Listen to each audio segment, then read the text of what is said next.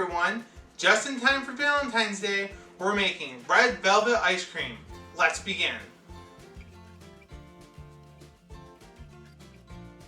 Our red velvet ice cream will be made in two parts. The first part, we will make the cream cheese swirl. The second part, we will make the ice cream base. For the cream cheese swirl, we will need 8 ounces of softened cream cheese, a 1/4 cup of heavy cream, 1 teaspoon of vanilla extract, a large pinch of salt, and 1 cup of powdered sugar. Let's go ahead and start mixing. We will take our softened cream cheese, which is just room temperature cream cheese, and we will beat it for about 30 seconds with the hand mixer.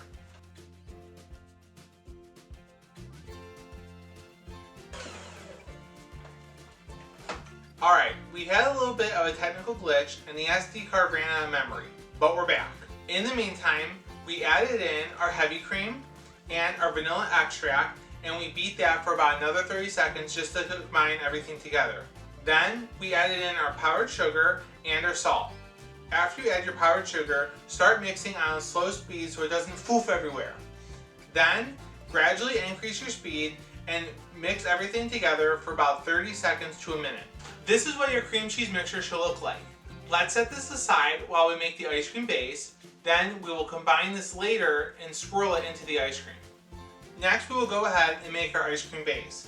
For the base, you will need 1 cup of buttermilk, 1 cup of granulated sugar, 2 tablespoons of cocoa powder, 2 teaspoons of vanilla extract, a large pinch of salt, 2 cups of heavy cream, and red food dye. Optionally, you can use some red velvet cake.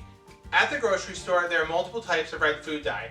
The red food dye from McCormick is made with items like propylene glycol and red 40, and I try not to use a lot of those chemical items. So I'm actually going to go ahead and use the Watkins food dye. This food dye is made with 100% natural vegetable juices, and it contains no artificial dyes, and it comes in like a gel form. I prefer using the natural food dye over the artificial food dye. However, the natural food dye is not going to give you as strong of a red coloring that you might see in like the red velvet cupcake here. So depending on what you prefer, you're going to have a different red color. We will begin by combining our buttermilk and our sugar together, and we'll give it a quick whisk to get all the sugars dissolved.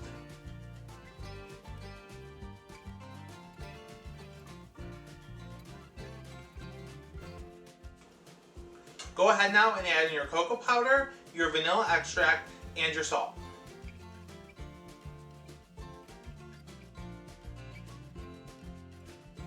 Next, add in your heavy cream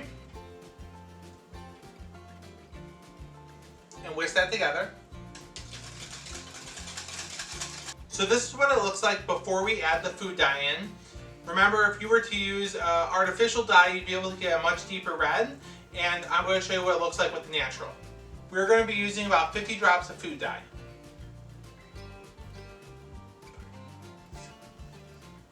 Be sure to mix everything together very well to get the red food dye through the entire ice cream base.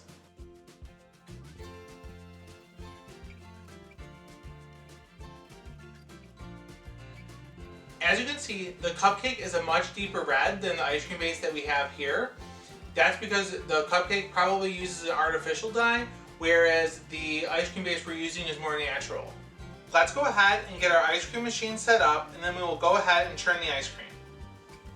I will be using a KitchenAid stand mixer with the ice cream bowl attachment, so let's go ahead and set it up. We'll be using the small side for my machine, and we'll put it on until it feels snug. Next, we will put the bowl on, and then we'll put the paddle in. We will go ahead and start the machine. We will churn the ice cream on the stir setting, which is the lowest, and we will churn for anywhere from 25 to 28 minutes. Let's get churning.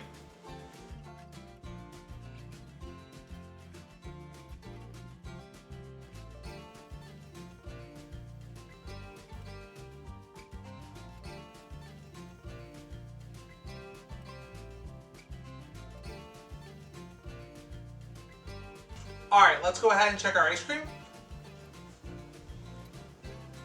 This ice cream looks very smooth. It almost has a velvety texture, and I can't quite tell why. We can also see that it's got a really nice red color to it from the red food dye. Let's go ahead and get this in a container and swirl in our cream cheese. Let's go ahead and assemble our ice cream. I will be using a wider container this time so I have more room to mix everything. Our optional step was to also use some red velvet cake. I have this cupcake here that I'm going to take and break into little crumbs. As we assemble the ice cream then, we're going to sprinkle the crumbs through, and that will give it a really great color in that the cake's really going to pop through the ice cream, and it's also going to give it a really good texture. Let's go ahead and do that.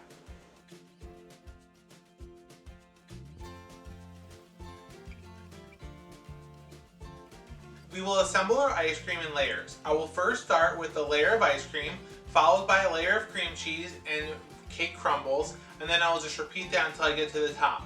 Be sure to save some crumbles for the top, as that's going to give it a really good color.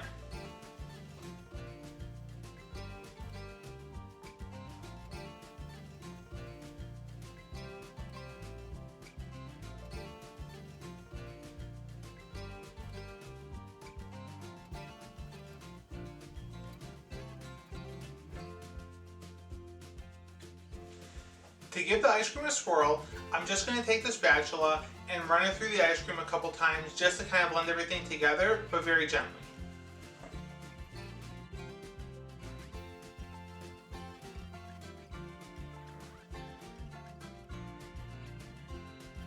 Now let's top more crumb pieces.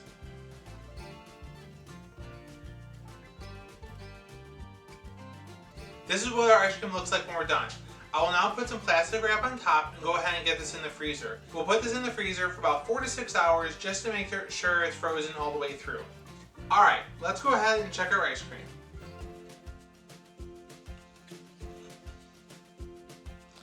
Alright, so we can see that we have some nice red velvet cake chunks all throughout the ice cream.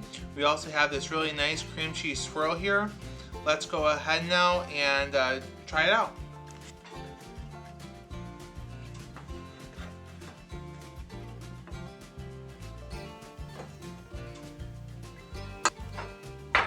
We have to have it whipped cream.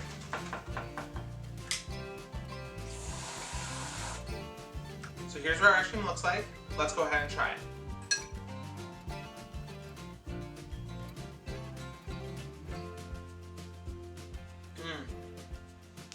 This ice cream is the perfect combination of red velvet cake and ice cream.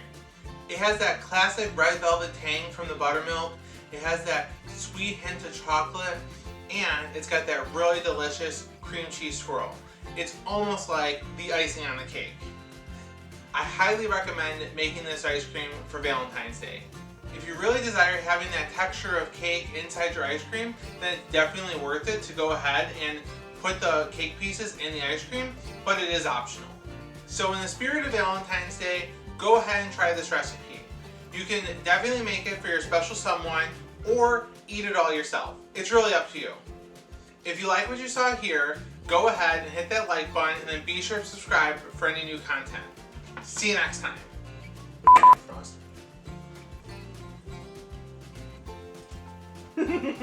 Not that.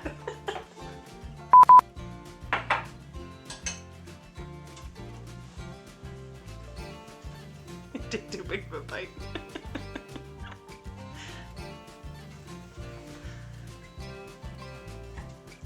This